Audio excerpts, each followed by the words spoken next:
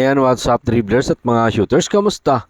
Kamusta po kayo? Pinuri nga po ni Scottie Thompson ng bench ng Barangay Ginebra San Miguel at kahit itong si Ben Adamos ay nagpakita ng kahalagahan sa kanyang kupunan. At may isa pang kupunan na hindi pa natatalo ng Token Text Tropang 5G. Suki nga daw po sila nitong kupunan na to ayon kay Coach Chot Reyes. Tara, sama-sama nga po nating alamin pag-usapan yan, talakayin sa video ito matapos po ako maglambing ng isang like, share, comment down below, and don't forget to subscribe and hit that notification bell button para lagi po tayong updated sa ating pong mga video at lahat ng shoutout po natin nasa dulong bahagi lang po ng pityong ito.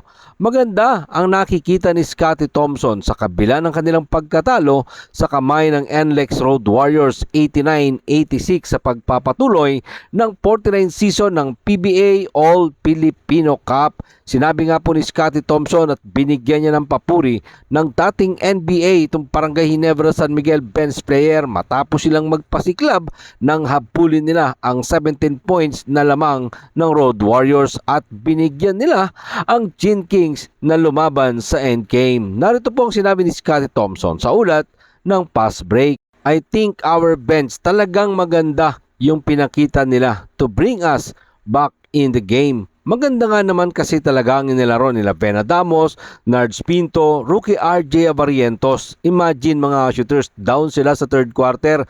Pinasok ni Coach Tim Cone ng kanyang mga bench player para pagpahingahin ang kanyang mga starter. Pinasok niya itong sina Ben Adamos, Nards Pinto, RJ Avarientos, Ralph Koo at Jason David. At talagang nagpunga naman ang naging experiment ni Coach Tim Cone dahil naibigay nila ang energy na gusto ni Coach Tim Cone. Dahil sa kanilang pagsisikap, naging daan yan para maibalik ng kupunan na Barangay Ginebra San Miguel ang mga starting unit nila na sina Scottie Thompson at nagawa pa nilang lumamang 86-84, may 1 minuto at 14 na segundo ang natitira sa nasabi pong bakbakan. Yun nga lang, biglang tumama ng isang 3-pointer si Cyrus Torres tapos nagsalpak pa ng 2 free throw si Robert Berto Polic. Narito pong muli si Scottie Thompson sa ulat pa din po yan ng fast break.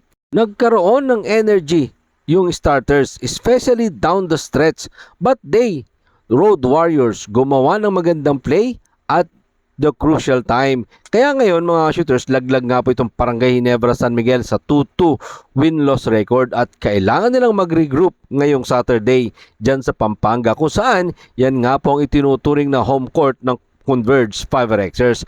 Sana nga lang mga shooters, pag talagang malas itong si Japet Aguilar at mabigyan ng pagkakataon si Ben Adamos, talagang ibigay din niya yung best niya tulad ng ginawa niya dito laban sa NLEX Road Warriors. Malaking ambag kasi kapag napapahinga si Japet Aguilar at muling magbabalik aksyon. Ito nga pong Barangay Ginebra San Miguel mga shooters, no, laban nga po dito sa Converge 5Xers.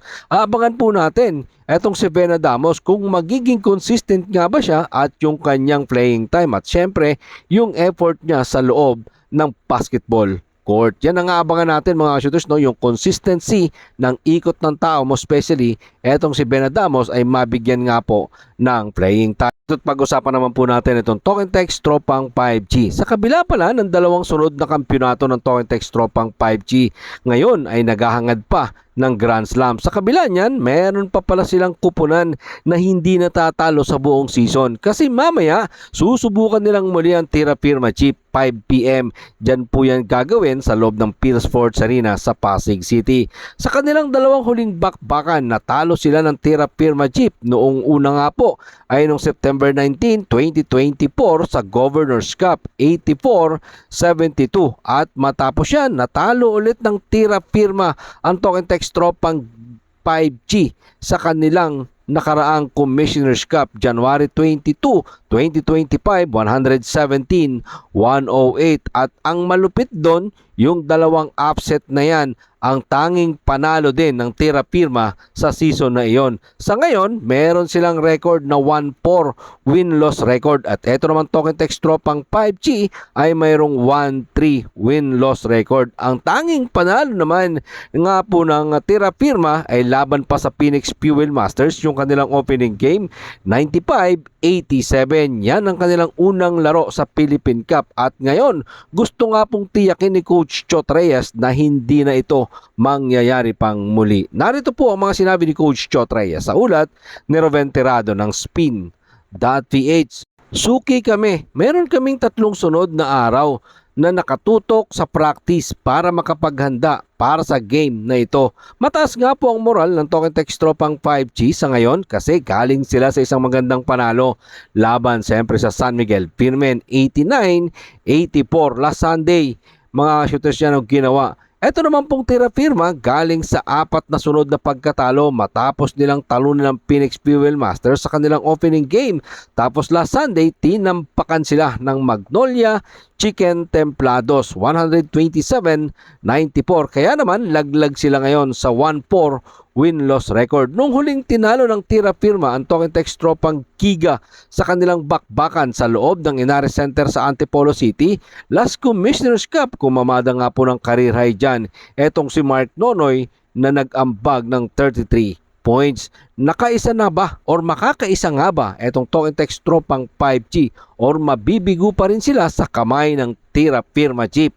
Sasagasaan nga ba sila ng tira firma? Pahihinain nga ba ng tira firma ang kanilang signal? O etong tira firma jeep ay sisirain naman ng Talking Text Tropang 5G? Yan po ang ating tutunghayan mamaya. Kaya maraming salamat po sa inyong panonood. Ano naman po ang inyong maging opinion? Diyan po natin yan pag-usapan sa comment section. Ingat and God bless everyone. Adjourn. Pero katulad ng nakagawian, shoutout po kina